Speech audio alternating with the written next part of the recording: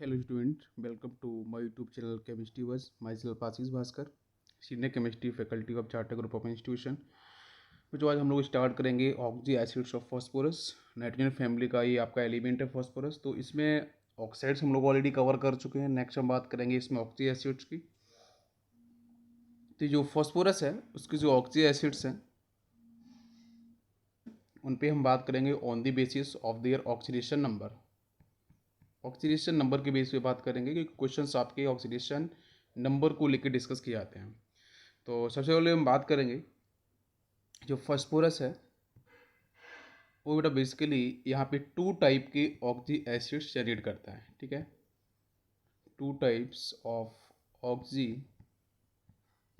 Acids, जिसमें से first category आपको देखने को मिलती है अस एसिड की, राइट। तो हम लिख सकते हैं फॉस्फोरस कैटेगरी। ठीक है, फॉस्फोरस कैटेगरी। ठीक है, और सेकेंड कैटेगरी आपको देखने को मिलता है फॉस्फोरिक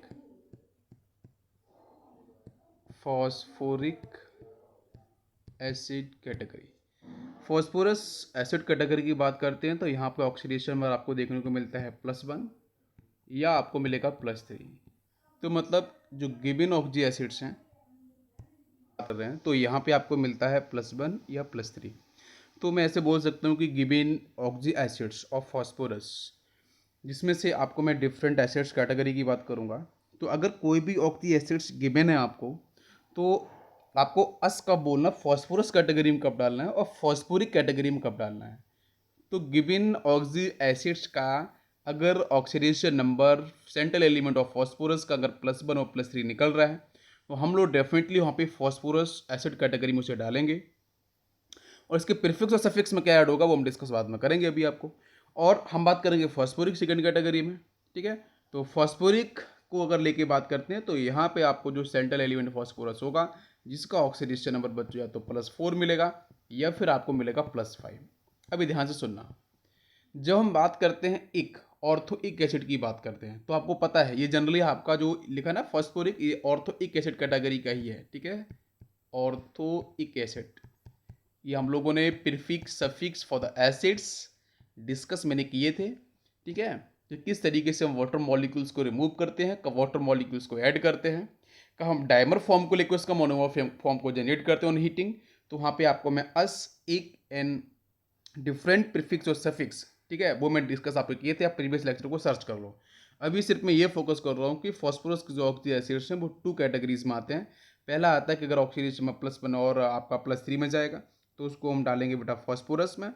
और अगर आपका ऑक्सीडेशन नंबर +4 और +5 में जा रहा है तो हम डालते हैं इक एसिड में। और यहाँ पे आपको ये भी हिंट कर देता हूँ, अगर आपका किसी भी ग्रुप स्पेसिफाई कर रहा हूँ मैं पी ब्लॉक को लेके, ठीक है, ध्यान देना। तो पी ब्लॉक के अंदर जो आपको मिलते हैं फैमिलीज, उसमें आप जनरली आपको देखने को मिलते हैं नॉन मेटल्स, राइट। तो नॉन मेटल्स से ही बेटा हमारे ऑक्सी एसिड्स जनरेट होते हैं। तो वहाँ पे जो इसका ग्रुप नंबर है, और ग्रुप नंबर बेटा हम जो बात करते हैं तो मतलब वो मैक्सिमम ऑक्सीडेशन नंबर को रिप्रेजेंट करता है। तो जब भी आपके सेंट्रल एलिमेंट का ऑक्सीडेशन नंबर मैक्सिमम आ रहा है तो बच्चों हो जाता है जनरली एक एसिड कैटेगरी में। ठीक है, और स्ट्रॉन्ग एसिड की प्रॉपर्टी को वो रिप्रेजेंट करता है। और अगर आपका आता है मिनिमम ऑक्सीडेशन हम लोग कैसे निकालते हैं भाई, मैक्सिमम का मतलब बेटा क्या है, ग्रुप नंबर। ठीक है, जो उसका ग्रुप नंबर होगा वो रहेगा आपका मैक्सिमम ऑक्सीडेशन नंबर। और मिनिमम ऑक्सीडेशन नंबर अगर आपको निकालना है तो हम बात करते हैं यहाँ पे ग्रुप नंबर -8 कर देते हैं तो निकल के आता है मिनिमम ऑक्सीडेशन नंबर, जो बेटा रिप्रेजेंट करता है अस कैटेगरी को। अभी ध्यान देना कि अगर मैक्सिमम मिनिमम के बीच में आएगा तो अब एक ये भी पॉइंट बनने वाला है, तो यहाँ पे ये भी हम क्लियर कर देते हैं। तो देखो, मैक्सिमम और मिनिमम के इन बिटवीन अगर कोई भी अगर आपको ऑक्सीडेशन नंबर देखने को मिल रहा है, जैसे हम बात कर लेते हैं सपोज नाइट्रोजन की, ठीक है ना, ध्यान दो। तो नाइट्रोजन का जो मैक्सिमम ऑक्सीडेशन नंबर कितना है बच्चों, ग्रुप नंबर मतलब आपका +5, और इसका दिस इज अ मैक्सिमम। और अगर मैं मिन बात करता हूँ, इसका जो मिनिमम होगा वो होगा आपका +5 - 8 कर देंगे तो आंसर मिलेगा -3। तो अगर किसी भी गिवन ऑक्सी एसिड्स का ऑक्सीडेशन नंबर अगर आपका हायर ऑक्सीडेशन नंबर कैटेगरी में आता है लाइक +5 लाइक +4, तो उसको बेटा हम क्या कर सकते हैं, उसको फर्दर ऑक्सीडाइज तो कर नहीं सकते, क्यों, +5 से ऊपर तो जा नहीं सकता ऑक्सीडेशन नंबर, तो वो रिड्यूस हो सकता है ना। तो वहाँ पे आपका रिडक्शन प्रोसेस हो सकता है। इसलिए जो आपके स्ट्रॉन्ग एसिड होते हैं और जिनका ऑक्सीडेशन नंबर अगर हायर ऑक्सीडेशन नंबर होता है, जैसे हम बात कर रहे हैं फॉस्फोरिक कैटेगरी की, तो +4 एंड +5 वाले, तो ये रिड्यूस हो सकते हैं, ऑक्सीडाइज नहीं हो सकते हैं। इसलिए जो फॉस्फोरिक एसिड कैटेगरी जो एसिड्स होते हैं बेटा, वो अच्छा प्रॉपर काम करते हैं ऑक्सीडाइजिंग एजेंट के तरीके से। क्यों, दूसरे को ऑक्सीडाइज करते हैं, खुद रिड्यूस होते हैं, इनकी प्रॉपर्टी है। नेक्स्ट फॉस्फोरस की बात करूँ, अगर लोअर ऑक्सीडेशन नंबर आएगा, मिनिमम ऑक्सीडेशन लाइक +1 आ रहा है, +3 आ रहा है, तो इस कैटेगरी में आपको ध्यान देना ये पड़ेगा। तो इस केस में आपका यहाँ पे रिडक्शन फर्दर नहीं हो सकता है बहुत ज़्यादा। अच्छा, एक क्वेश्चन ये भी है कि रिडक्शन होगा, वो हमने डिस्कस किया था फॉस्फीन को लेके, लेकिन यहाँ पे स्पेसिफाई करूंगा कि जो आपके कुछ स्पेसिफिक रिएक्शंस हैं वो किस तरीके से प्रोसीड होते हैं। उसको मैं डिस्कस पहले भी किया हीटिंग इफेक्ट के अंदर, लेकिन यहाँ भी मैं बताऊंगा। तो जो लोअर ऑक्सीडेशन नंबर वाले आपके एसिड्स होते हैं वो ऑक्सीडेशन को सपोर्ट करते हैं, क्यों, स्टेबल होने के लिए।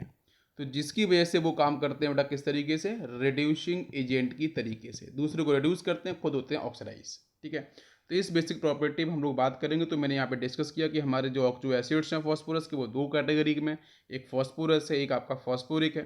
फॉस्फोरस वाले में जो हम बोलेंगे +1 और +3 वाले ऑक्सीडेशन नंबर में, +4 और +5 ऑक्सीडेशन अगर आपको ऑक्सी एसिड्स का मिलेगा तो हम डालते हैं फॉस्फोरिक एसिड कैटेगरी में। ठीक है, तो इसलिए हम यहाँ पे एक पॉइंट डिस्कस करते हैं कि जो हमारे फॉस्फोरस एसिड होते हैं, फॉस्फोरस फॉस्फोरस एसिड कैटेगरी के जो हमारे एसिड्स होते हैं, ठीक है, मतलब लोअर ऑक्सीडेशन नंबर की हम लोग बात कर रहे हैं। ठीक है, लोअर ऑक्सीडेशन नंबर को लेके, तो बच्चों जब इनके हीटिंग इफेक्ट की डिस्कस किया जाएगा, मैं लिखूंगा हीटिंग इफेक्ट। तो जब यहाँ पे हीटिंग इफेक्ट का कॉन्सेप्ट आएगा, तो उस केस में ये फॉस्फोरस एसिड बच्चों एक बार आपके ऑक्सीडेशन को सपोर्ट करेंगे, एक बार रिडक्शन को सपोर्ट करेंगे। जब इनका ऑक्सीडेशन होगा तो यहाँ से एक बनेगा प्रोडक्ट, ठीक है, और जब इनका रिडक्शन होगा सेंट्रल एलिमेंट का, तो आज फॉस्फोरस का, तो वहाँ पे एक आपको मिलेगा प्रोडक्ट। समझ में आ रहा है। तो जब एक बार ऑक्सीडेशन एक बार रिडक्शन दोनों एक साथ प्रोसीड होंगे, तो उसको आपको पता है हम क्या बोलते हैं, रिडॉक्स रिएक्शन। क्या बोलते हैं, रिडॉक्स रिएक्शन बोलते हैं। ठीक है, लेकिन जो गिवन रिएक्टेंट है, उन रिएक्टेंट के अंदर एक ही सेंट्रल एलिमेंट आपको फिक्स किया जा रहा है, तो उस केस में एक ही एलिमेंट का ऑक्सीडेशन, जैसे अगर मैं यहाँ पे बात करूँ, सपोज ए लिया मैंने, इस ए का ऑक्सीडेशन होकर A+1, यहाँ पे ऑक्सीडेशन हो चुका है, और इसी ए का आपका रिडक्शन होके बना सपोज A-1। तो इसका मतलब क्या है कि अगर एक ही सेंट्रल एलिमेंट है और उसी एलिमेंट का ऑक्सीडेशन उसी का रिडक्शन, तो फिर बेटा हम यहाँ पे बोलते हैं this A category of disproportionation reaction. ठीक है, डिसप्रपोर्शनेशन रिएक्शन बोलते हैं यहाँ पे कैटेगरी रिडॉक्स रिएक्शन की, या फिर इसको हम बोलते हैं auto redox reaction. Auto redox reaction. तो हम स्पेसिफाई कर सकते हैं कि जो हमारे फॉस्फोरस एसिड्स हैं वो डिसप्रपोर्शनेशन रिएक्शन को सपोर्ट करते हैं, बिल्कुल ऑटोडॉक्स रिएक्शन को सपोर्ट करते हैं, जहाँ पे वो आपके रिड्यूसिंग एजेंट की हम बात कर रहे हैं। ठीक है, तो अब यहाँ पे आपको दिख रहा था क्या, वो भी क्लियर कर देते हैं कि एक तो आपको +1 वाला दिख रहा था और एक आपको मैंने डिस्कस किया था यहाँ पे +3 को लेके। तो आपको पता है यहाँ पे आपके फॉस्फोरस का जो मैक्सिमम ऑक्सीडेशन नंबर है वो तो +5 है, तो कहीं ना कहीं जो +1 वाला है वो +5 में जाना चाहेगा, ऑक्सीडेशन कर रहा है, +3 भी +5 में, तो ये ऑक्सीडेशन सपोर्ट करेगा। और जब यहाँ पे हम बात करेंगे मिनिमम ऑक्सीडेशन नंबर की फॉस्फोरस को लेकर, तो आपको -3 मिलता है। तो मतलब जो +1 और +3 वो -3 की तरफ भी एक बार मूव करेगा। तो जब ऑक्सीडेशन कर रहा है तो +5 और +4 की तरफ जाएगा, और जब इसका रिडक्शन होगा तो फिर उसके इसमें -3 की तरफ मूव करेगा। तो इसलिए हम बोलते हैं कि ये आपके डिसप्रोपोर्शनेशन रिएक्शन को सपोर्ट करते हैं। लेकिन इफ एनी केस अगर मिनिमम ऑक्सीडेशन में किसी भी कंपाउंड का अलग -3 आ रहा है, तो उस केस में वो सिर्फ ऑक्सीडेशन को ही सपोर्ट करेगा, रिडक्शन को सपोर्ट नहीं करेगा। इसलिए फिर वो एक्ट करेगा बेटा रिड्यूसिंग एजेंट की तरीके से। क्लियर है। तो जो इन बिटवीन वाले आते हैं, मैंने रिडॉक्स रिएक्शन के अंदर भी डिस्कस किया था ये कॉन्सेप्ट। जब इन बिटवीन कोई ऑक्सीडेशन नंबर आता है तो बेटा वो ऑक्सीडेशन भी करता है, रिडक्शन भी करता है, दो बनते हैं प्रोडक्ट आपके। अगर हायर ऑक्सीडेशन नंबर आएगा तो वहाँ पे आपका सिर्फ रिडक्शन होगा। ठीक है, तो ऑक्सीडाइजिंग एजेंट की तरीके से काम करेंगे, दूसरे को ऑक्सीडाइज करेंगे। और जब लोअर ऑक्सीडेशन नंबर आएगा तो उस केस में वो क्या करेंगे, अपने ऑक्सीडेशन को सपोर्ट करेंगे और फिर वो एक्ट करते हैं रिड्यूसिंग एजेंट की तरीके से। तो हम बात करेंगे कुछ इंपॉर्टेंट ऑक्सी एसिड्स की तरफ। Name of oxo acids. ठीक है, नेक्स्ट हम बात करेंगे फिर इसका आपका केमिकल फार्मूला क्या होगा, नेक्स्ट बेसिसिटी। नेक्स्ट हम बात करेंगे यहाँ पे इसका ऑक्सीडेशन स्टेट ऑफ फॉस्फोरस। तो फर्स्ट हमने बात की बेटा हाइपोफॉस्फोरस एसिड, ध्यान दो। नेक्स्ट है आपका फॉस्फोरस एसिड। तो यहाँ पे दोनों जगह आपको अस दिख रहा है, तो कहीं ना कहीं यहाँ पे ऑक्सीडेशन नंबर आपको लोअर में ही दिखेगी, हायर ऑक्सीडेशन नंबर आपको देखने को नहीं मिलेगा। नेक्स्ट हम बात करेंगे तो ऑर्थोफॉस्फोरिक एक एसिड यहाँ पे देखने को मिल रहा है, यहाँ पे मेटाफॉस्फोरिक एसिड एक एसिड मिल रहा है। नेक्स्ट इस हाइपोफॉस्फोरिक एसिड यहाँ भी एक मिल रहा है, मतलब ये आपके हायर ऑक्सीडेशन नंबर के एसिड्स हैं। तो सबसे पहले बात करेंगे यहाँ मॉलिक्यूलर फार्मूले को लेकर, तो हम स्टार्ट करते हैं ऑर्थो से, because it is a general acids for the phosphorus. ठीक है, जहाँ पे आपका हाइड्रोजन का, ऑक्सीजन का एंड फॉस्फोरस का इजीली कॉम्बिनेशन दिखता है। और ऑर्थोफॉस्फोरिक एसिड, या फिर मैं ऐसे बोलूँ ऑर्थोइक एसिड, किसी भी आपके नॉन मेटल्स के लिए जो ऑक्सी एसिड्स होते हैं वो जनरल फार्मूला आपका ऑर्थोइक एसिड ही रिप्रेजेंट करता है। तो स्टार्ट करते हैं हम लोग ऑर्थोइक एसिड से। तो ऑर्थोइक एसिड का यहाँ पे आपका फॉस्फोरिक एसिड है, तो इसका फार्मूला क्या होगा, तो लिखते हैं यहाँ पे इसका फार्मूला है H3PO4। H3PO4 इसका आपका होगा केमिकल फार्मूला, जिसको हम लोग यहाँ पे हाइड्रेटेड फॉर्म में कैसे लिखते हैं वो देखो। यहाँ पे इसका जो हाइड्रेटेड फॉर्म लिख सकते हैं तो इस तरीके से P2O5 वाटर मॉलिक्यूल्स। इसका मीन क्या है, इसका मीन ये है कि हमारे पास जो फॉस्फोरस का ऑक्साइड था, अगर आपको याद है जो फॉस्फोरस का हमारा ऑक्साइड था, ठीक है, तो आपको पता है ये जो ऑक्साइड है P2O5 जो पेंटा ऑक्साइड है, ये आपका मतलब हम बोल सकते हैं कि मोस्ट एसिडिक होता है। ठीक है, तो P2O5 के साथ अगर मैं 3 वाटर मॉलिक्यूल, इसका मतलब ये अगर P2O5 के साथ अगर मैं 3 वाटर मॉलिक्यूल्स कंबाइन कर दूं तो आपको H3PO4 मिल जाएगा। या फिर मैं ऐसे बोलूं कि H3PO4 में से अगर आप 3 वाटर मॉलिक्यूल्स को रिमूव करोगे तो वहाँ से आपका P2O5 देखने को मिलता है। अगर मैं ऐसा करूँ, यहाँ पे इसका डायमराइज फॉर्म आपको डिस्कस करता हूँ, ध्यान दो। यहाँ पे अगर मैं ऐसा करता हूँ तो डायमर फॉर्म लेके आता हूँ, 2 का मल्टीप्लाई अपन कर देते हैं, तो यहाँ पे मिल जाएगा आपको H6P2O8, ये मिल जाएगा। अब इसमें से आप 3 वाटर मॉलिक्यूल्स बाहर निकालोगे तो पता है यहाँ से आपकी 3 × 2 मतलब 6 हाइड्रोजन, 6 मतलब पूरे बाहर चले जाएंगे हाइड्रोजन, 2 फास्फोरस आपके बचेंगे। और ऑक्सीजन की बात करेंगे 3 ऑक्सीजन बाहर जाएंगे तो आपके 5 ऑक्सीजन बचेंगे। तो P2O5 देखने को मिला कि मिला आपको, यस।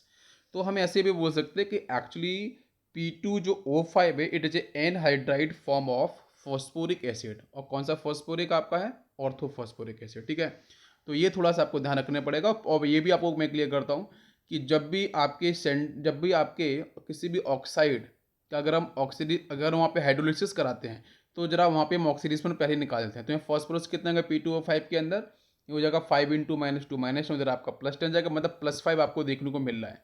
और फॉस्फोरस का जो मैक्सिमम ऑक्सीजन +5 है, मतलब ये जो आपका ऑक्साइड है वो मोस्ट एसिडिक ऑक्साइड है। और H3PO4 की बात करते हैं तो यहाँ भी आपका जो ऑक्सीडेशन नंबर है वो +5 ही निकल के आता है।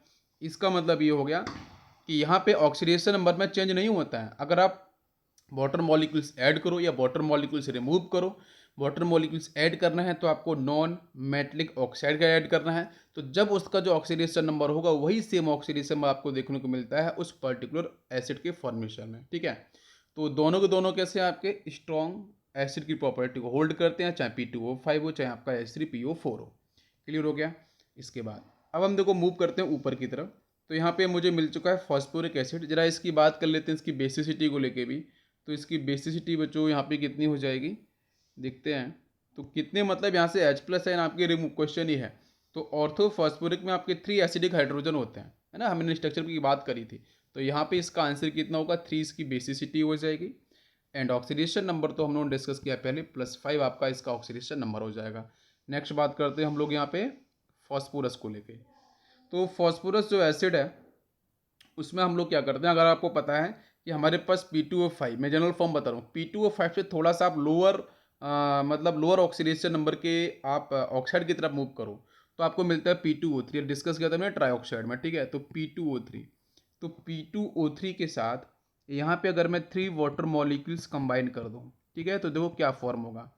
यहाँ से आपको 3 × 2 मतलब 6 मिल रहे हैं आपको हाइड्रोजन, तो मतलब यहाँ से आपको मिल जाएगा H6, इधर से आपको मिल जाएगा P2 मिल जाएगा, और ऑक्सीजन की बात करेंगे तो आपको 4 मिलेगा। और यहाँ से अगर मैं इसका मोनोमर फॉर्म बात करूँ H6P2O4 का, तो मोनोमर फॉर्म जरा देखेंगे क्या हो जाएगा इसका। 2 कॉमन ले लेते हैं यहाँ से, तो आपको मिलेगा H3PO, यहाँ पे कितना हो जाएगा आपका, एक बार ऑक्सीजन चेक करते हैं। 3 ऑक्सीजन यहाँ पे 3 और 3 आपके 6 होने चाहिए, राइट, यहाँ पे 4 नहीं 6, तो 2 कॉमन लेने पे यहाँ पे मिलेगा आपको 3, तो H3PO3 मिला। तो H3PO3 जो मिल रहा है उसका ऑक्सीडेशन नंबर भी अगर आप निकालोगे तो कितना आएगा बच्चों, +3 निकल के आता है। +3 ऑक्सीडेशन मतलब लोअर ऑक्सीडेशन कैटेगरी में जा रहा है। और मैंने बताया थोड़ी देर पहले कि जो +3 वाले होते हैं वो अस एसिड कैटेगरी को रिप्रेजेंट करते हैं। बट देखो देखो भी रिलेशन बता रहा हूँ कि P2O3 के साथ अगर आप लोअर ऑक्सीडेशन नंबर के, अगर आप यहाँ पे जरा इसका निकालो ऑक्सीडेशन नंबर क्या आएगा, तो 3 × 2 -6 हो जाएगा, मतलब यहाँ से आपको +3 देखने को मिलेगा। तो यहाँ भी +3 है, इधर भी +3 है, तो वेरीफाइड भी हो गया।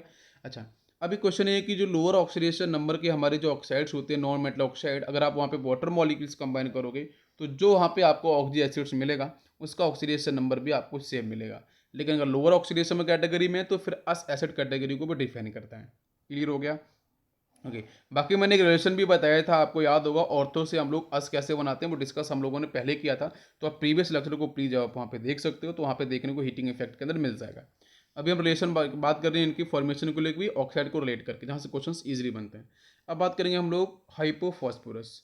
तो हाइपोफॉस्फोरस के अंदर इसका सिंपल फॉर्मूला आपका रहता है H3PO2, ठीक है। और यहाँ पे इसकी अगर मैं बेसिसिटी की बात करूँ तो वो आपको मिलती है 1 एंड ऑक्सीडेशन नंबर आपको मिलता है +1। और फॉस्फोरस की जो बेसिसिटी है वो रहती है बच्चों यहाँ पे आपकी 2, ठीक है, 2Hd का हाइड्रोजन। ऊपर आपका ये कंप्लीट हो गया। अब इसके बाद हम लोग बात करेंगे नेक्स्ट कॉन्सेप्ट की तरफ। नेक्स्ट बच्चों आएगा हमारे पास मेटाफॉस्फोरिक एसिड। तो मेटाफॉस्फोरिक एसिड, तो यहाँ पे इसको हम फॉर्म कैसे करते हैं वो समझो। हम लोग क्या करते हैं, P2O5 भाई एक है ना, तो हायर ऑक्सीडेशन नंबर का आपका यहाँ पे आ जाएगा oxide, non metal oxide. P2O5 के साथ आप एक सिर्फ वाटर मॉलिक्यूल्स को कंबाइन करते हैं, तो कंबाइन करने पे यहाँ पे मिल जाता है H2P2O6 आपको मिल जाएगा, ठीक है। यहाँ से अगर आप 2 कॉमन लोगे तो 2 कॉमन लेने से यहाँ पे मिलेगा आपका HPO3। तो HPO3 जो मिल रहा है, HPO3 को ही हम बेटा बोलते हैं मेटाफॉस्फोरिक एसिड। और यहाँ पे इसकी बेसिसिटी की बात करोगे तो आपका +1 होगा, क्योंकि एक ही Hd का हाइड्रोजन है। और ऑक्सीडेशन नंबर आपका बिल्कुल डेफिनेटली +5 रहने वाला है। क्यों? क्योंकि आपका P2O5 में +5 है, तो इसका मैं हाइड्रोलिसिस कराऊंगा, तो जो भी आपको एसिड्स मिलेंगे, चाहे H2P2O6 हो चाहे HPO3 हो, आपका मोनोमर फॉर्म या डाइवर फॉर्म, आंसर आपको +5 ही मिलने वाला है। इसके बाद ये आपको समझ में आ गया होगा। इसके बाद देखो हम लोग बात करेंगे नेक्स्ट नेक्स्ट है आपका हाइपोफॉस्फोरिक एसिड, ठीक है। तो हाइपोफॉस्फोरिक एसिड में इसका देखो फॉर्मूला क्या होगा। पहले हम बार रिएक्शन की बात करते हैं। तो P2O4 के साथ हम लेके आते हैं 2 moles of water molecules. P2O4 के साथ 2 मोल्स ऑफ वाटर मॉलिक्यूल्स, इसे हम कंबाइन करते हैं, तो यहाँ से देखो आपका क्या प्रोडक्ट फॉर्म होगा। तो यहाँ से मिल जाएगा आपको H4P2 और O6, ये देखने को मिलेगा। तो H4P2O6 ये जो आपको मिल रहा है मॉलिक्यूलर फॉर्मूला, इसी को बोलते हैं हम लोग हाइपोफॉस्फोरिक एसिड। और यहाँ पे इसके जो बेसिसिटी होती है वो आती है +4। और ऑक्सीडेशन नंबर की बात करते हैं तो वो आपका रहता है +4, ठीक है। क्योंकि यहाँ पे आप देखो P2O4 के अंदर फॉस्फोरस ऑक्सीडेशन में कितना आएगा, 4 × -2 -8 उधर +8 डिवाइड बाई 2, मतलब +4 आपको मिल रहा है, तो यहाँ भी +4 मिलेगा। इसको बोलते हैं हाइपोफॉस्फोरिक एसिड। मैंने पहले बोला था कि जो +4 और +5 बोले होते हैं वो एक एसिड कैटेगरी में जाते हैं, और जो आपके लोअर में मतलब +1 और +3 वाले वो आपके इस सिंपल तरीके से याद रखो, +1 +3 वाले वो रहते हैं आपके अस एसिड कैटेगरी में। जो आपके +5 और +4 वाले हैं वो रहते हैं आपके एक एसिड कैटेगरी में। तो लास्ट आपका यहाँ पे जो एसिड बचा हुआ है उसको भी डिस्कस कर लेते हैं। ये आपका है पायरोफॉस्फोरिक एसिड। तो पायरोफॉस्फोरिक एसिड में देखो क्या करते हैं हम लोग, यहाँ पे P2O5 के साथ 2 वाटर मॉलिक्यूल्स कंबाइन कराते हैं। तो इसका ऑक्सीडेशन बच्चों हाईएस्ट मिल रहा है, मतलब यहाँ पे आपको +5 मिलेगा। यहाँ पे कंबाइन कराओगे तो आपको मिल जाएगा H4P2O7। क्या मिला है, देखो H4 यहाँ से मिलेगा, P2 यहाँ से मिलेगा, 5 ऑक्सीजन यहाँ से, 2 यहाँ से वाटर से, तो आपके H4P2O7 मिला। यहाँ पे इसका ऑक्सीजन +5 रहेगा, और इसकी जो बेसिसिटी की बात करेंगे तो मिलेगा आपको +4, ठीक है। तो ये आपके यहाँ पे मैंने एसिड्स को फिनिश कर दिया है। तो जो हमारे इंपॉर्टेंट एसिड्स हैं उसमें एक मैंने सीक्वेंस वाइज लिखा है कि लोअर ऑक्सीडेशन के ऊपर लिखे हैं और हायर ऑक्सीडेशन के नीचे लिखे हैं। और इसमें से ये भी याद रखना कि जो हमारे गिवन नॉन मेटल ऑक्साइड हैं उनके साथ वाटर मॉलिक्यूल्स कंबाइन करने पे किस तरीके से एसिड हमारे जनरेट होते हैं। क्लियर है? अब चलते हैं बेटा हम लोग यहाँ पे इसके स्ट्रक्चर के ऊपर। सबसे फर्स्ट हम लोग देखेंगे यहाँ पे स्ट्रक्चर H3PO2 को लेके, ठीक है। H3PO2 का जो स्ट्रक्चर है वो किस तरीके से आपका, H3PO2 बेटा आपका हाइपोफॉस्फोरस एसिड था, ठीक है, इसका स्ट्रक्चर देखिए बेटा, सेंट्रल एलिमेंट क्या है, फॉस्फोरस, उसको आप लिख लो, ये रहा आपका फॉस्फोरस। ठीक है, फॉस्फोरस के पास 5 इलेक्ट्रॉन्स आपको देखने को मिलेंगे, तो हम कर लेते हैं बैलेंस में, 1 2 3 4 एंड 5। इसमें से 3 हाइड्रोजन है, 3 हाइड्रोजन जरूर हैं, तो आप ऐसा नहीं कर सकते हो यहाँ से एक शॉर्टकट जो बात करते हैं जनरली कि 3 हाइड्रोजन यहाँ से आपको मिल रहे हैं और 2 ऑक्सीजन यहाँ से मिल रहे हैं, तो दोनों को कंबाइन करते हैं तो यहाँ से आपको मिल जाते हैं 2 OH पार्ट। ठीक है, एक और बना के देखते हैं, तो मान कर चलो एक OH को मैंने यहाँ कंबाइन किया, एक OH को मैंने यहाँ कंबाइन कर दिया। अभी कितना ऑक्सीजन बचा, ऑक्सीजन तो फिनिश हो चुका है, हाइड्रोजन अभी एक बचा हुआ है, तो सपोज मान लेते हैं यहाँ पे एक मैंने जोड़ दिया हाइड्रोजन को, तो अभी यहाँ पे दिख रहा है लॉन पेयर्स। क्या इस लॉन पेयर्स को हम लोग फिनिश कर सकते हैं? क्यों? क्योंकि हम जो भी कंपाउंड यहाँ पे फॉर्म करते हैं उन कंपाउंड के अंदर हम ये ध्यान रखते हैं कि वहाँ पे जो आपका रिपल्सन वैल्यू, जो फोर्स ऑफ रिपल्सन है, वो आपका मिनिमाइज हो जाए और अट्रैक्शन वैल्यू आपकी हो जाए मैक्सिमाइज। तो जिसकी वजह से आपका जो बैलेंस बॉन्ड थ्योरी है, मॉलिक्यूलर ऑर्बिटल थ्योरी है, वो आपकी डिजाइन हुई है केमिकल बॉन्डिंग के अंदर। तो हम लोग क्या करते हैं, रिपल्सन को मिनिमाइज करने के लिए लॉन पेयर्स को फिनिश करने की कोशिश करते हैं। तो अभी तो लॉन पेयर दिख रहा है कि इसको हम फिनिश कर सकते हैं, तो वो हम देखने वाले पॉइंट होगा। ठीक है, तो क्या करते हैं यहाँ पे जो हमारे दो OH पार्ट दिख रहे हैं, इन दोनों OH पार्ट को, इन दोनों और वैसे भी पता है इसकी जो बेसिसिटी होती है वो 1 होती है। अगर यहाँ से एक तो ये हाइड्रोजन एक ये निकालोगे तो आपकी बेसिसिटी कितनी हो जाएगी, 2। तो फिर 2 तो होती नहीं, इसकी बेसिसिटी कितनी होती है, 1। तो 1 का मतलब एक ही आपको मिलेगा एस्टिक हाइड्रोजन। बाकी यहाँ पे हम लोग लोन पर उसको फिनिश करने की कोशिश करेंगे, तो देखते हैं ये मॉलिक्यूल्स कैसे बन सकता है। ठीक है, तो यहाँ पे ये फॉस्फोरस हो गया, सपोज एक OH को मैंने यहाँ कंबाइन किया, एक आपका यहाँ पे आ गया सपोज ये नेक्स्ट मॉलिक्यूल की, मतलब यहाँ पे आपका आ जाएगा क्या, एक हाइड्रोजन आ जाएगा और एक 3 हाइड्रोजन है ना, एक हाइड्रोजन यहाँ पे आ गया। अभी ऑक्सीजन बचा है तो उसको हम डबल बॉन्ड से अटैच करा सकते हैं। तो आप देख सकते हो ये जो दोनों मॉलिक्यूल्स हैं, है ना, बाकी मॉलिक्यूल्स में कोई प्रॉब्लम है नहीं, लेकिन जो फर्स्ट मॉलिक्यूल्स है उसके अंदर लॉन पेयर की वजह से क्या होगा, रिपल्सन वैल्यू जो होगी वो आपकी मैक्सिमाइज हो जाएगी। और सेकंड मॉलिक्यूल से मैक्सिमम आपको क्या दिख रहे हैं, यहाँ पे सबके सब आपके जो इलेक्ट्रॉन्स हैं वो बॉन्डिंग में पार्टिसिपेट कर रहे हैं, बॉन्ड पेयर दिख रहे हैं। तो डेफिनेटली यहाँ पे जो फोर्स ऑफ अट्रैक्शन की वैल्यू होगी वो क्या हो जाएगी, वो आपकी मैक्सिमाइज हो जाएगी। और रिपल्सन की वैल्यू क्या हो जाएगी आपकी, मिनिमाइज। हम इसलिए तो मॉलिक्यूल्स को हम फॉर्म करते हैं, केमिकल बॉन्डिंग को इसलिए हम लोग स्टडी करते हैं। ठीक है, केमिकल बॉन्डिंग का मतलब ही है कि किसी भी तरीके से मॉलिक्यूल्स के ऐसे स्ट्रक्चर ड्रॉ किया जाए, है ना, जहाँ पे एरर कम से कम, मॉलिक्यूल्स में जितना अगर फोर्स ऑफ अट्रैक्शन अधिक होगा मॉलिक्यूल्स की स्टेबिलिटी उतनी अधिक होगी, या हम इसलिए उसको फॉर्म करते हैं। तो फर्स्ट मॉलिक्यूल्स हो गया आपका इनकरेक्ट, तो सेकंड होगा आपका करेक्ट। अब यहाँ पे देख भी सकते हो इसकी बेसिसिटी कितनी हो जाएगी, 1, क्योंकि यहाँ से एक ही H+ आपका बाहर जाएगा। और बाकी ऑक्सीडेशन नंबर आपका यहाँ पे ऑलरेडी मैंने बताया था, वो आपका +1 निकल गया फॉस्फोरस का।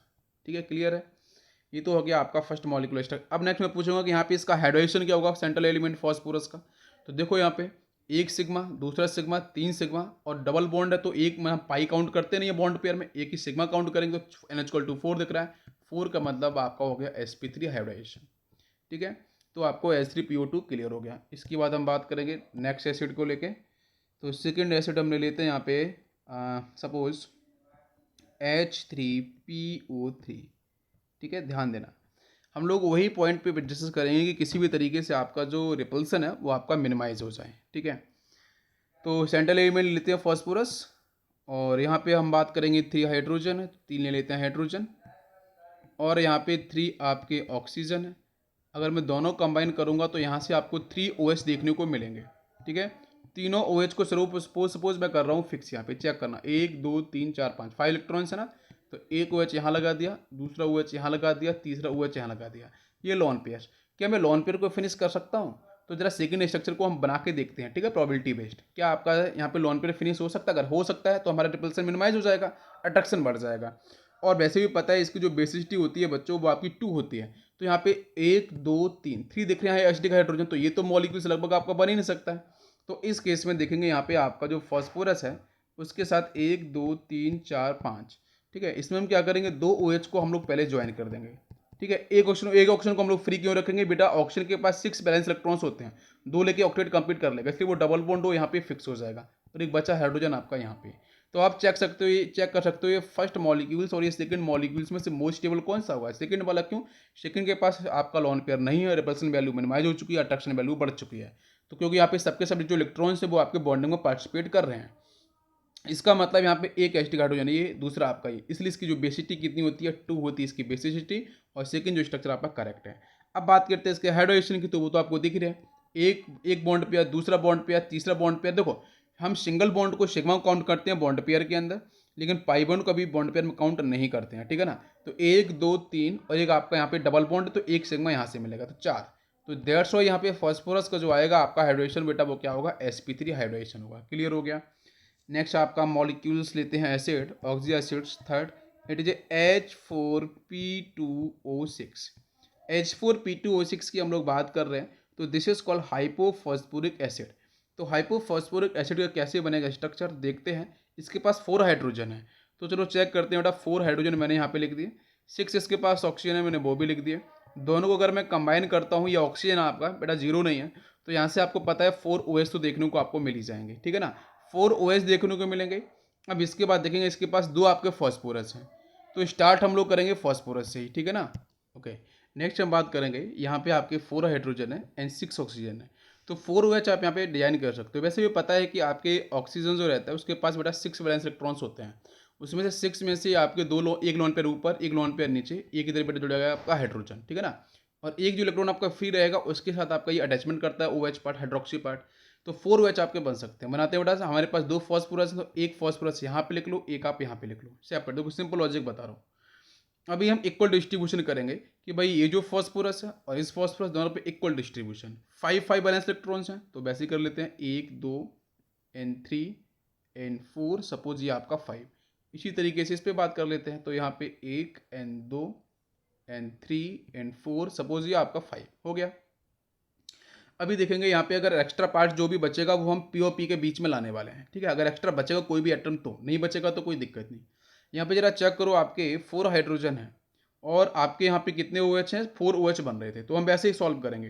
तो ले लेते हैं, चलो एक OH को हम यहाँ पे कंबाइन कर देते हैं, दूसरे OH को यहाँ जोड़ देते हैं। इसी तरीके से इक्वल डिस्ट्रीब्यूशन ध्यान रखना बेटा, इक्वल डिस्ट्रीब्यूशन, ऐसा नहीं कि सब सारे OH एक ही फॉस्फोरस पे जोड़ दो, तो गलत मॉलिक्यूल्स हो जाएगा, डिसबैलेंस हो जाएगा, ठीक है ना। OH मैंने 4 OH को कंबाइन कर दिया, बात फिनिश हो। अभी कितने ऑप्शन, 2 ऑप्शन बचे हुए हैं, तो 2 ऑप्शन बेटा, ऑप्शन को बेटा डबल बॉन्ड पसंद होता है, तो यहाँ पे आपके लिंक हो जाएगा ऑक्टेट टूल के अकॉर्डिंग आपका स्टेबल, बिकॉज इसके पास होते हैं 6 बैलेंस इलेक्ट्रॉन्स। ऑक्टेट कंप्लीट हो गया सब कुछ। अब फॉस्फोरस फॉस्फोबिट में आप सब कुछ एटम कम बिल्कुल फिक्स हो चुके हैं। अब यहाँ पे आपका ये सिंगल बॉन्ड आ जाएगा, तो ये भी आपका बन गया यहाँ पे मॉलिक्यूल्स। और जब इसके हम हाइब्रिडेशन की बात करेंगे, तो देखो बच्चों, 1 सिग्मा 2 सिग्मा 3 सिग्मा, एक ऊपर से आपको मिल जाएगा, N=4, 4 bond pair, answer is sp3 hybridization. तो ये आपका हो गया। अच्छा, नेक्स्ट हम बात करेंगे कि यहाँ पे ये जो आपका H4P2O6 है ना, इसमें मैंने बात करी थी P2O4, याद करो P2O4 इंपॉर्टेंट है। P2O4 के साथ मैंने कितने वाटर मॉलिक्यूल्स ऐड किए थे बच्चों, 2 वाटर मॉलिक्यूल्स मैंने कंबाइन कराए थे, तो वहाँ से आपको मिल गया था। और इसका ऑक्सीडेशन कितना था आपका, +4 था, ठीक है ना। और इसकी बेसिसिटी की बात कर लेते हैं, तो एक हाइड्रोजन, दोनों आपके एस्टिक हाइड्रोजन, यहाँ पे दोनों भी एस्टिक हाइड्रोजन, तो आंसर बेटा कितना हो जाएगा आपका 4। और यहाँ पे बेसिसिटी आपकी 4, बिकॉज 4 एसिडिक हाइड्रोजन बाहर चले जाएंगे। और ये भी देखो यहाँ पे ये मॉलिक्यूल्स कैसा है बच्चों, सिमेट्रिकल है, ठीक है, it is symmetrical acid. Next बात करते हैं एसिड्स में। नेक्स्ट एसिड हम लोग यहाँ पे डिस्कस करेंगे, 4th acid. Now this is H3PO4, it is a orthoic acid. मैंने बताया था most common acid of phosphorus, ठीक है। तो यहाँ पे आपका एक फॉस्फोरस है, मैंने बना दिया, 1 2 3 4 एंड 5, तीनों आपका हाइड्रोजन है और 4 आपके OH हैं, 4 आपके ऑक्सीजन है, तो 3 OH आप बना सकते हो, 1 OH 2 OH, क्योंकि एक ऑक्सीजन जो एक्स्ट्रा आएगा वो यहाँ पे अटैच हो जाएगा, तो कोई इसमें दिक्कत नहीं बनेगी। तो यहाँ पे आपको मिल रहा है एक एसिडिक हाइड्रोजन एंड दूसरा एंड आपको ये तीसरा, तो यहाँ पे 3 मिल रहे हैं एसिडिक हाइड्रोजन। तो डेफिनेटली यहाँ पे आपका जो इसकी ऑर्थो एसिड की बात कर रहे हैं, तो इसकी जो बेसिसिटी कितनी हो जाएगी, 3। और ऑक्सीडेशन नंबर बच्चों पता था, मैंने बताया था कि यहाँ पे हम लोग करते हैं P2O5 के साथ 3 वाटर मॉलिक्यूल्स कंबाइन, तो मिलता था आपका H3PO4। हालांकि आपको मिलता है ये डाइमर फॉर्म में, फिर हम मोनोमर फॉर्म को रिप्रेजेंट करते हैं, और इसका ऑक्सीडेशन आया था बेटा highest oxidation number +5, that's why this is called orthoic acid, ठीक है। इसके हाइड्रोजन को लेकर बात कर लेते हैं, तो 1 सिग्मा 2 सिग्मा 3 सिग्मा 1 सिग्मा यहाँ से मिलेगा, 4 बॉन्ड पेयर से करें, तो इसका मतलब यहाँ पे आपका आंसर कितना हो जाएगा, ये हो जाएगा बच्चों 4, मतलब इट इज sp3 हाइड्रोजन। इसी तरीके से हम लोग मूव करते हैं नेक्स्ट एसिड की तरफ, और ध्यान देते हैं HPO3, ठीक है। ये तो बच्चों इसका मोनोमर फॉर्म है, बट ये बेटा आपके ट्राइमर फॉर्म में होता है स्टेबल। ध्यान दो, ये आपके ट्राइमर फॉर्म के अंदर स्टेबल होता है। क्यों स्टेबल होता है, क्योंकि वहाँ पे रिंग फॉर्मेशन हो जाती है, तो रिंग फॉर्म होने की वजह से इसको ज़बरदस्त स्टेबिलिटी मिलती है। तो ये बेटा N = 3 हम लोग यहाँ पे पुट करेंगे, तो देखते हैं इसका अकॉर्डिंग टू एनसीईआरटी क्या बनता है इसका स्ट्रक्चर। 3 आपके मॉलिक्यूल्स हैं, तो पहले एक मॉलिक्यूल्स को मैं आपको बना के दिखाता हूँ, बाकी आपको समझ में आ जाएगा। देखो ये रहा आपका, यहाँ पे मैं बना रहा हूँ, ये रहा आपका फॉस्फोरस। इस फॉस्फोरस के साथ देखो बच्चों आपके 3 ऑक्सीजन आपको दिख रहे हैं। मैं एक मॉलिक्यूल्स की बात कर रहा हूँ HPO3 में, तीन ऑक्सीजन है, एक आपका हाइड्रोजन है। तो आपको पता है एक तो OH बनेगा, तो वो तो आप यहाँ पे फिक्स कर दो, एक OH ही बन गया। इसके बाद आपको 2 ऑक्सीजन आपको और मिलेंगे। तो अभी क्या करेंगे, तो इसमें से एक जो आपका ऑक्सीजन होगा वो तो आपका यहाँ पे डबल बॉन्ड O से एक फिक्स हो जाएगा, ये क्लियर हो गया। हाइड्रोजन भी क्लियर होगा, 2 ऑक्सीजन आ चुके हैं, एक ऑक्सीजन भी बचा हुआ है। तो वो ऑक्सीजन क्या करेगा बच्चों, वो भी कहीं ना कहीं यहाँ पे क्या करेगा, डबल बॉन्ड O से अटैच होगा, डबल बॉन्ड O से कोशिश करेगा, क्योंकि यहाँ पे आपके जो 1 2 3 4 5 5 होते हैं ना इसके पास आपके। लेकिन शीन कुछ ऐसा होता है कि ठीक है ये आपका मॉलिक्यूल्स यहाँ पे ड्रॉ हो चुका है, इसमें से 1 2 3 4 5 मैक्सिमम के मैक्सिमम जो इलेक्ट्रॉन्स थे 5 वो आपके बॉन्डिंग में सपोर्ट कर रहे हैं, बॉन्ड पेयर रिप्रेजेंट कर रहे हैं, कोई लोन पेयर्स में नहीं आ रहा है। तो लगभग ये जो मॉलिक्यूल्स बन रहा है वो लगभग अपनी स्टेबिलिटी को रिप्रेजेंट कर रहा है। लेकिन इसमें फिर होता क्या प्रॉब्लम कि ये जो 2 डबल बॉन्ड O हैं, ठीक है, ये अपने रिपल्सन को फील करते हैं। तो उसकी फिर वजह से क्या होता है, आपको पता है कि ऑक्सीजन की इलेक्ट्रोनेगेटिविटी अधिक होती है आपके फॉस्फोरस से। तो कहीं ना इलेक्ट्रॉन डेंसिटी बच्चों मूव करेगी टूवर्ड्स ऑक्सीजन, यहाँ से भी इधर की तरफ ही मूव करेगी। तो फॉस्फोरस आपका डेफिशिएंट हो जाएगा। आपको पता चलेगा कि जो फॉस्फोरस सेंट्रल एलिमेंट है वो डेफिशिएंट होगा, और डेफिशिएंट होने के चक्कर में क्या करेगा, बाकी के मॉलिक्यूल्स को भी क्या करेगा, अट्रैक्ट करने की कोशिश करेगा। अरे समझ, क्योंकि भाई ये डेफिशिएंट हो, इलेक्ट्रोफाइल की तरीके से काम करेगा, तो जहाँ पे डेंसिटी देखेगी उनको विड्रॉ करने की कोशिश करेगा, तो फिर ये मॉलिक्यूल्स हो जाता है अनस्टेबल। तो इसलिए बेटा इसकी जो ट्राइमर फॉर्म काफ़ी स्टेबल होती है, वो कैसे फॉर्म होती है वो देखो ध्यान से। मैं सिंपल लॉजिक आपको बता रहा हूँ। इसमें देखो, तो अगर मैं 3 करूँगा N=3, तो आपको यहाँ पे क्या दिखेगा, आपको पता है रिंग का फॉर्मेशन को लेकर हम बात करें, स्टेबिलिटी करती है चिलेशन को लेके। तो 3, तो 3 फॉस्फोरस हैं, तो क्या करो आप 1 N2 N3 आपने फिक्स कर दिया तीनों फॉस्फोरस को। अब दो फॉस्फोरस के बीच में एक ऑक्सीजन लगा दो आप, एक यहाँ पे लगा दो, एक यहाँ पे लगा दो, एक यहाँ पे लगा दो, कर दिया आपने। अब इनको आप आपस में कंबाइन कर दो, तो पीओपी लिंकेज आपको मिल जाएगा। यहाँ पे मिला कि नहीं मिला, देखो ये समझ में रूल्स मैं बता रहा हूँ, बहुत ही सिंपल से लॉजिक बता रहा हूँ। अभी क्या है कि हर एक फॉस्फोरस के पास क्या करो आप, डबल बॉन्ड O एंड एक आपका OH पार्ट, इसके पास भी double bond O and OH part, इसके पास भी आप डबल बॉन्ड O एंड आपको एक OH पार्ट। अब ध्यान से आप यहाँ पे देखो कि हमारे पास अगर 3 मॉलिक्यूल्स आएंगे तो ये क्या बनेगा, H3P3O9 आ जाएगा। जरा चेक करो क्या मॉलिक्यूलर फॉर्मूला सेटिस्फाइड है। 3 फॉस्फोरस है तो 1 2 तीनों फॉस्फोरस, एंड आपके 3 हाइड्रोजन है तो 1 2 एंड तीनों हाइड्रोजन। 9 ऑक्सीजन है, तो देखो ऊपर 1 2 3 ऊपर दिख रहे हैं, देखो 1 2 3 4 एंड 5 6 7 8 एंड 9 बिल्कुल प्रॉपर दिख रहा है। तो पूरी तरीके से मॉलिक्यूल्स अभी हो गया स्टेबल, तो इसको आपको ध्यान रखना है। मैंने आपको इसका लॉजिक भी समझाया किस तरीके से आपको समझना है। इसके बाद नेक्स्ट हम मॉलिक्यूल्स की बात करते हैं, ध्यान देते हैं। H4P2O7, ठीक है, ये आपका जो ऑक्सी एसिड्स है H4P2O7, it is a pyrophosphoric acid, और इसकी फॉर्मेशन को लेकर मैंने बात करी थी, तो P2O5 के साथ मैंने कंबाइन किए थे 2 वाटर मॉलिक्यूल्स, जहाँ से आपका ये मॉलिक्यूल्स हुआ था फॉर्म, और जहाँ पे इसका ऑक्सीडेशन नंबर था आपका हायर, बिकॉज P2O5 में फॉस्फोरस का आता है बेटा कितना, +5 ऑक्सीडेशन नंबर, और इसकी बेसिसिटी मैंने बात करी तो आया +4, मतलब तो इसके पास कहीं ना कहीं आपके 4 एसिडिक हाइड्रोजन दिखने वाले हैं, ठीक है ना। तो कंबाइन कैसे होगा वो देखो, यहाँ पे आपके कितने हैं, 2 आपके फॉस्फोरस हैं, तो एक फॉस्फोरस एंड दूसरा फॉस्फोरस लिख दिया आपने। इक्वल डिस्ट्रीब्यूशन हम लोग करेंगे। 4 हाइड्रोजन है तो यहाँ से 4 ऑक्सीजन लेके क्या बना लेगा, 4 OH बना लेगा, और सिंगल बॉन्ड से करेगा अटैच, तो एक OH यहाँ लगा दो आप, एक OH यहाँ पे, equal distribution, next OH and next OH, equal distribution करा दिया आपने, इसमें कोई डाउट नहीं है, ठीक है। इसके बाद अब देखो यहाँ पे क्या बच रहा है, हाइड्रोजन फिनिश हो चुके हैं, दोनों फॉस्फोरस आपके आ चुके हैं, 7 ऑक्सीजन है, मतलब अभी कितने ऑक्सीजन बचे, 3 ऑक्सीजन। अभी 3 का मतलब क्या है, एक डबल बॉन्ड हो यहाँ पे, बाकी डबल बॉन्ड हो यहाँ पे, अभी एक बचा हुआ है, तो उसको कहाँ जोड़ा, तो बैलेंसी चेक करो, 1 2 3 4, दोनों जगह 4 बैलेंसी आपकी कवर्ड हो चुकी है, एक बची है, तो एक यहाँ पे लगा इलेक्ट्रॉन, एक यहाँ पे। अभी जो सिंगल इलेक्ट्रॉन्स बचा है, आपको पता है कि अगर ऑक्सीजन को मैं इस तरीके से कंबाइन करूँ, तो यहाँ पे एक लोन पेयर यहाँ पे, एक लोन पेयर यहाँ पे, तो एक इलेक्ट्रॉन यहाँ पे फ्री होगा, एक यहाँ फ्री होगा, तो ये इसको मैं अगर यहाँ पे फिक्स कर दूँ और इसके एक इलेक्ट्रॉन को मैं इससे कंबाइन करा दूँ इस तरीके से फॉस्फोरस से, तो एक लोन पेयर ऊपर, एक लोन पेयर आपका नीचे, तो यहाँ पे इस तरीके से आपका ये मॉलिक्यूल्स आपका फॉर्म हो जाएगा, तो बीच में एक ऑप्शन आपका देखने को मिल जाएगा। तो बाकी यहाँ पे देखेंगे इसका हाइड्रेशन, तो वो भी आपको मिलने वाला है sp3, चेक कर लो आप, 1 2 3 3 बॉन्ड पेयर, एक ऊपर से, तो N=4, तो आपको sp3 हाइड्रेशन। तो यहाँ पे आपको ये जो मॉलिक्यूल्स है it is A pyrophosphoric acid. Clear हो गया यहाँ पे। इसके बाद बात करेंगे बेटा हम लोग इसकी प्रॉपर्टीज पे क्या करेंगे, इसकी प्रॉपर्टीज कैसे स्टार्ट करने से पहले इसका नोट एक देख लेते हैं। तो नोट में बच्चों ये समझो कि हमारे पास जो भी गिवन एसिड्स है उनके पास आपको मिल रहा था POH लिंकेज, एक तो मिल रहा था, एक आपको लिंकेज PH लिंकेज भी मिल रहा था, अगर आपको याद होगा। तो क्वेश्चन ये है कि अगर मैं वाटर मॉलिक्यूल्स में डाल रहा हूँ एसिड को, तो आपका कौन कौन सा पार्ट आयोनाइज होगा, क्या फर्स्ट वाला आयोनाइज होगा या फिर सेकेंड आपका जो PH बॉन्ड है ये आयोनाइज होगा। ठीक है, तो इसमें से जो फर्स्ट आपका है POH, इसमें से ऑक्सीजन की इलेक्ट्रोनेगेटिविटी काफ़ी ज़्यादा होती है। अगर आपको मैंने पीरियड टेबल के अंदर इलेक्ट्रोनेगेटिविटी कॉन्सेप्ट जब पढ़ाया था तो वहाँ पे वैल्यूज भी डिस्कस मैंने करी थी, है ना, तो वहाँ पे आप देख सकते हो। ठीक है, तो इलेक्ट्रोनेगेटिविटी ऑफ ऑक्सीजन बच्चों मैक्सिमम होती है as compare to hydrogen and phosphorus.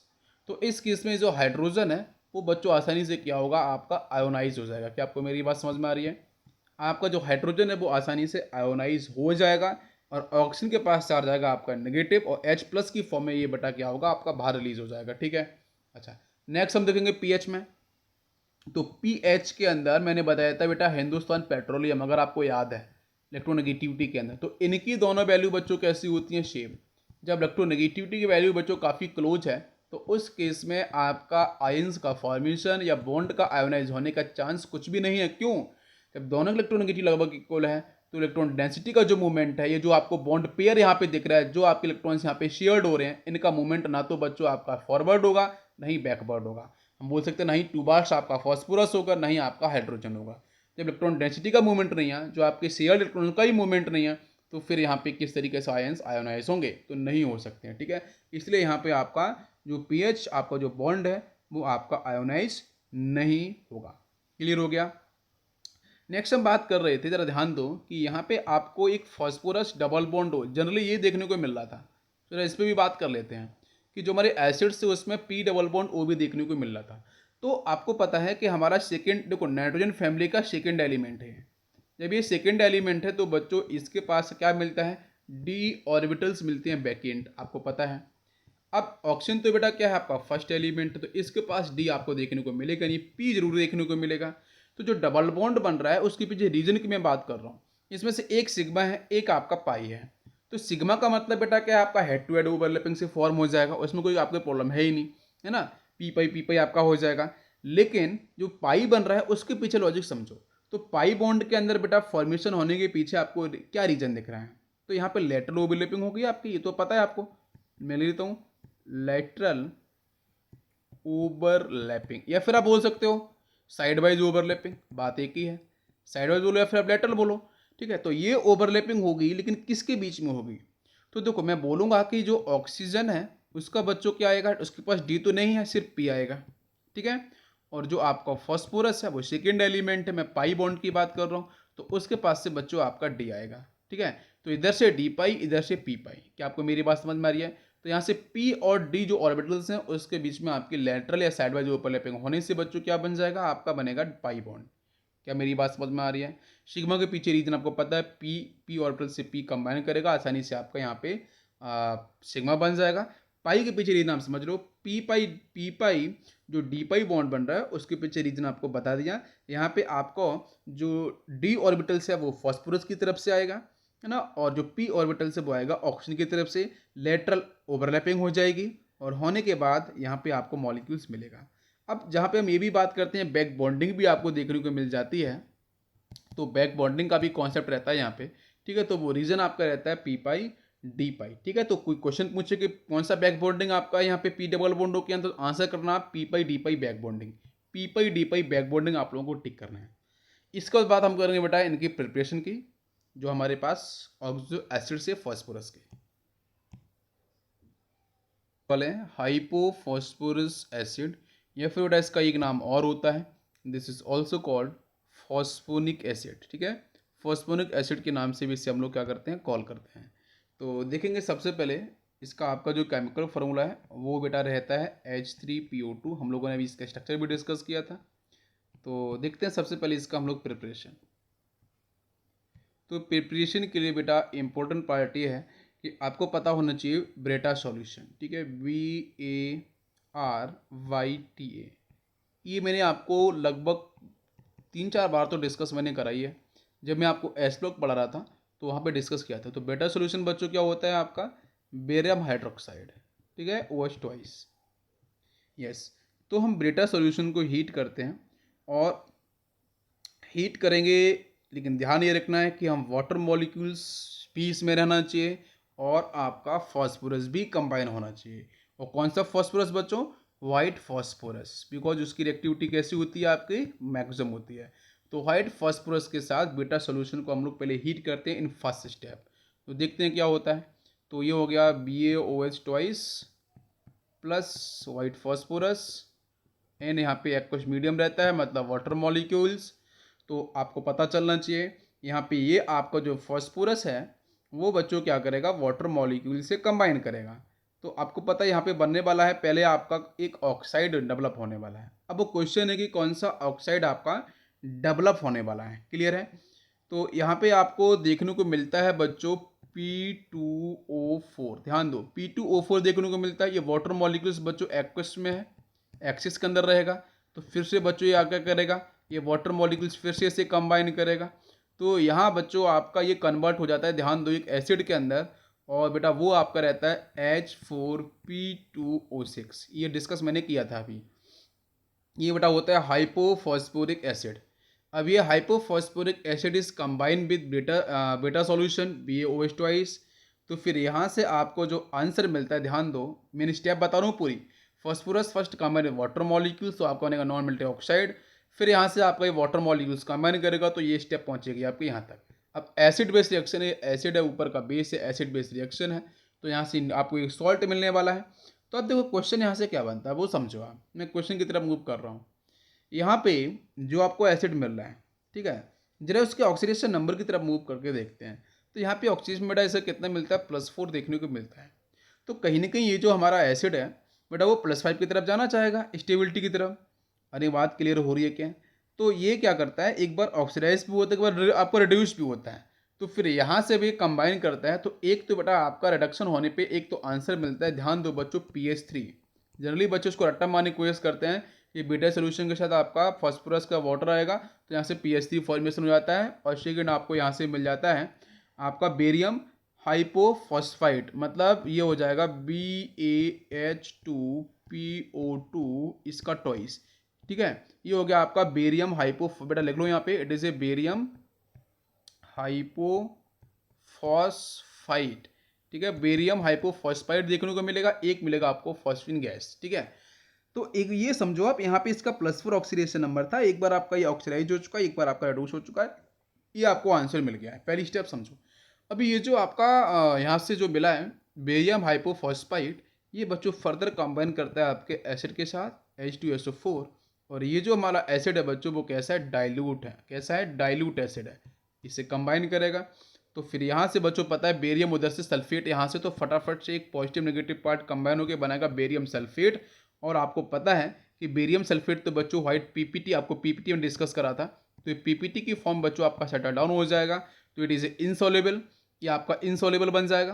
Plus बाकी बच्चों मिल जाएगा आपको H3PO2।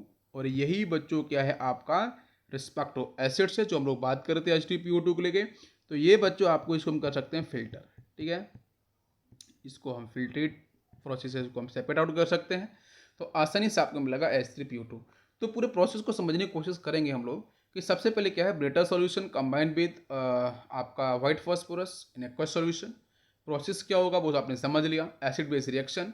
यहाँ पे +4 ऑक्सीडेशन नंबर, जहाँ पे फॉस्फीन क्यों बन रहा है, बिकॉज जो आप यहाँ पे आपका ऑक्सीडेशन और रिडक्शन को सपोर्ट करेगा। तो आपका रिडक्शन होगा तो PH3 बन जाएगा, और ऑक्सीडाइज हो जाएगा तो आपका यहाँ पे बन जाएगा आपका barium hypophosphide and barium hypophosphide combined with dilute H2SO4। तो बेरियम जाएगा सल्फेट के साथ तो बनाएगा BSO4, बाकी आपको मिल जाएगा H3PO2। सिंपल सा आपका लॉजिक था, समझ में आ गया होगा, इजी था, बिल्कुल इजी तरीके से समझाया मैंने। अच्छा, अब इसके बाद यहाँ से ले लेते हैं कि ये जो आपका एसिड है उस एसिड्स की प्रॉपर्टीज़ क्या है। एसिड था बेटा हमारा H3PO2, ठीक है, जिसको हम लोग फॉस्फोनिक एसिड भी बोलते हैं, जिसको हम लोग हाइपोफॉस्फोरस एसिड भी बोलते हैं। तो सबसे पहले यह है कि ये जो बेटा एसिड मिला है ये आपका होता है कलरलेस, ध्यान देते हैं, it is A colourless slash crystalline solid. ठीक है, कलरलेस एंड क्रिस्टलाइन सॉलिड आपको ये देखने को मिलता है। तो जब ये सॉलिड के फेज में है तो ऑब्वियसली बेटा इसका मेल्टिंग पॉइंट होगा कुछ ना कुछ। तो इसका मेल्टिंग पॉइंट बच्चों होता है अराउंड रूम टेम्परेचर, मतलब 26 डिग्री सेल्सियस। ठीक है, इसके बाद वाटर मॉलिक्यूल्स में सॉल्युबल होता है। क्यों बेटा, यहाँ पे आपको क्या मिलता है बताओ बच्चों, ये आयोनाइज होगा। और आयोनाइज जब होगा ना तो H3PO2 की बात कर रहे हैं, तो आपको पता था यहाँ से एक जो आपका एसिडिक हाइड्रोजन था वो आपका रिलीज होगा। याद करो इसका स्ट्रक्चर, H3PO2 का स्ट्रक्चर तो मैंने बताया था ना आपको, ये फॉस्फोरस था, डबल बॉन्ड O था, यहाँ पे OH था, 2 हाइड्रोजन थे आपके।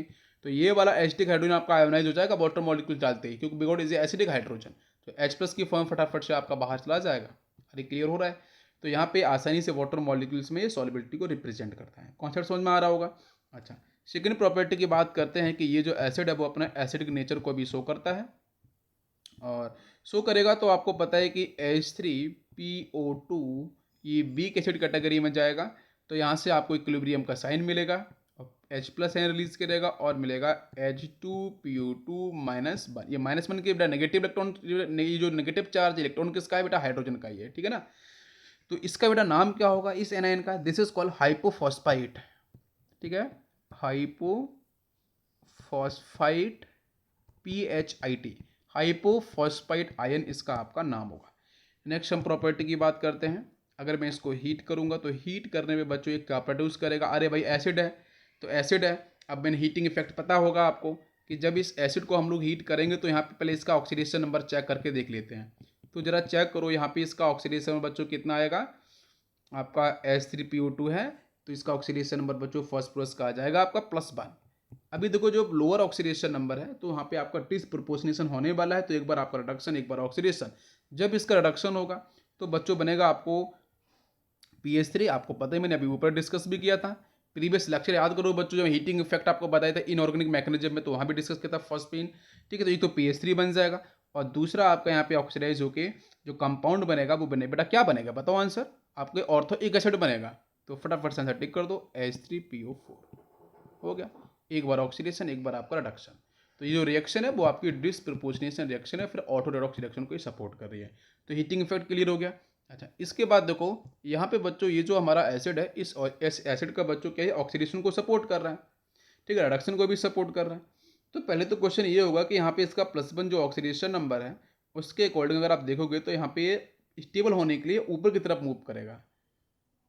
इसका मतलब क्या है, पहले हम इसकी बात कर लेते हैं रिड्यूसिंग एक्शन या रिड्यूसिंग नेचर को लेके। तो समझो ध्यान से, यहाँ पे अगर मैं एक कंपाउंड लेके आता हूँ silver nitrate, important compound AgNO3 लेके आऊँगा तो बेटा यहाँ से कन्वर्ट कर देगा इसको Ag के अंदर। ठीक है, यहाँ पे ऑक्सीडेशन कितना है बच्चों +1 और यहाँ पे कितना है 0, मतलब ये इसको रिड्यूस कर रहा है और खुद क्या होगा ऑक्सीडाइज। ऑक्सीडाइज होकर बच्चों क्या हो जाएगा स्टेबल। अरे बात समझ में आ रही है। मतलब अगर मैं यहाँ पे रिएक्शन लिखने की कोशिश करूँ तो आप जरा मुझे बताना आप कर पाओगे कैसे। तो अगर मैं लेके आ रहा हूँ H3PO2 and combined with aqueous part, आपके ही सॉल्ट है ना, तो यहाँ पे एक्वस पार्ट लेना पड़ेगा आपको डेफिनेटली AgNO3। तो यहाँ से आपका ये जो फॉस्फोरस है इसका ऑक्सीडेशन आपका +1 है। तो ये बड़ा ऑक्सीडाइज होकर कहाँ पे स्टेबल होगा, ये आपका होगा H3PO4 के अंदर। बिल्कुल आपको समझ में आ रहा होगा। और दूसरा पार्ट यहाँ से हाइड्रोजन, एस्टिक हाइड्रोजन, यहाँ से आपका NO3 पार्ट। तो एक तो आपको सेकेंड, आपको ये तो फर्स्ट मिला है, सेकेंड आपको मिल जाएगा यहाँ से HNO3। बिल्कुल सही है, ये भी आपको देखने को मिलेगा, करेक्ट है। और थर्ड पार्ट आपको जो मिलेगा वो मिल जाएगा बच्चों यहाँ से सिल्वर, वो आपका बाहर चला जाएगा मेटल की स्टेट में। तो यहाँ पे इसका ऑक्सीडेशन नंबर था बच्चों +1, तो इसका हो गया आपका 0, तो ये हो गया आपका रिडक्शन। समझ में आ रहा होगा। तो इसने दूसरे एलिमेंट को, दूसरे कंपाउंड को रिड्यूस किया है, खुद हो गया ऑक्सीडाइज। दैट्स वाई ये बेटा ये कैसे काम कर रहा है, रिड्यूसिंग एक्शन को परफॉर्म कर रहा है, रिड्यूसिंग एजेंट की तरीके से काम कर रहा है। नेक्स्ट हम बात करेंगे, ये फर्स्ट आपका रिएक्शन हो गया। इंपॉर्टेंट जो एनसीईआरटी के उन्हीं भी बात करूँगी, क्वेश्चन वहीं से बनते हैं मैक्सिमम। नेक्स्ट बात करते हैं HgCl2। तो इसको बच्चों ये कन्वर्ट करता है मरकरी के अंदर, ध्यान दो। ठीक है, रिएक्शन आप लोग कर पाओगे। चलो एक बार मैं फिर से कर देता हूँ, H3PO2 है ना, कंबाइन विद HgCl2, ये भी आपके एक्वस मीडियम के साथ होगा। ठीक है, तो यहाँ से आपका जो आंसर बनेगा वो देखो, ये बेटा H3PO2 तो बेटा ऑक्सीडाइज होगा, तो ये तो कन्वर्ट होगा H3PO4 के अंदर। एक तो ये इसका आंसर हो गया ऑक्सीडाइज होने के बाद। ठीक है, ऑक्सीडाइज होने के बाद बाकी इसका आपका जब रिडक्शन होगा तो वो समझो बच्चों, यहाँ से हाइड्रोजन जाएगा, यहाँ से आपका क्लोरीन माइनस, तो एक तो आपको वहाँ पे HNO3 था तो यहाँ पे HCl बन जाएगा। प्लस क्या मिलेगा, प्लस बच्चों आपको देखने को मिल जाएगा मरकरी। हो गया इसका आंसर, सिंपल सा आंसर था, ठीक है ना। इसके बाद नेक्स्ट रिएक्शन की तरफ चलते हैं, ध्यान देते हैं। थर्ड रिएक्शन आपकी जो है वो इंपॉर्टेंट रहेगी। क्लोरीन अगर आपको मैंने गैस दे रखी है तो बेटा इसको कन्वर्ट करता है Cl- के अंदर। इंपॉर्टेंट है, देखो ऑक्सीडेशन नंबर यहाँ पे आपका 0 है, यहाँ पे -1 है, तो मतलब बेटा यहाँ पे रिडक्शन हो चुका है। और रिएक्शन को जरा ध्यान से देखना कि H3PO2 one combined with chlorine का बेटा मैं सर्कुलेशन करा रहा हूँ, ध्यान दो, क्लोरीन का मैं सर्कुलेशन कराऊंगा और फॉलोइंग दी वाटर मॉलिक्यूल्स। तो आपको रिएक्शन तो पता है, यहाँ से आपका आंसर क्या बनेगा वो समझो। एक तो आंसर बेटा इसका ऑक्सीडेशन हो जाएगा तो ये बना लेगा H3PO4। बाकी आपको यहाँ से क्या होगा, यहाँ से हाइड्रोजन, यहाँ से Cl, तो ये बच्चों बना लेगा आपका HCl। तो यहाँ पे Cl क्या मिला है, माइनस की फेज में मिला कि नहीं मिला, तो ये हो गया इसका आपका आंसर। इसके बाद नेक्स्ट रिएक्शन की बात कर लेते हैं, ठीक है। जैसे अगर यहाँ पे आयोडीन भी आएगा ना तो वो भी आपका जो I2 वाला फेज है ना, तो वो भी आपका लगभग सेम प्रोसेस को फॉलो होगा। I2 आएगा तो वही HI के फॉर्मेशन मिलेगा आपका I- में। नेक्स्ट बात करते हैं, कॉपर अगर +2 की स्टेट में होगा तो ये बच्चों जाता है कॉपर +1 की स्टेट में। देखो यहाँ पे आपका +2 से +1 आपका रिडक्शन हो रहा है ना। तो इसकी रिएक्शन देख लेते हैं जरा कि H3PO2 when combine with copper +2 लेते हैं कॉपर सल्फेट, सिंपल सा, ठीक है। और आपका एक्वस मीडियम, आंसर बेटा क्लियर है। देखो H3PO2 कहाँ चला जाएगा, H3PO4 के अंदर ना। बाकी यहाँ से हाइड्रोजन, यहाँ से सल्फेट पार्ट, तो एक तो मिल जाएगा आपको एसिड H2SO4 मिल जाएगा, ठीक है। और नेक्स्ट आपको मिल जाएगा यहाँ से कॉपर है ना, कॉपर कॉपर आपका, और यहाँ से हाइड्रोजन तो ये ले लेगा आपका Cu2H2, बिल्कुल सही इसका फंक्शन करेगा, ठीक है ना। तो ये हो गया यहाँ पे आपका ये क्लियर कॉन्सेप्ट जहाँ पे हम बात कर रहे थे इसके रिडक्शन नेचर को लेके। इसके बाद बच्चों हम लोग बात करेंगे कुछ नेक्स्ट और एसिड्स के बारे में। आज लेक्चर को हम लोग यहीं फिनिश करते हैं। Thank you, thanks for watching.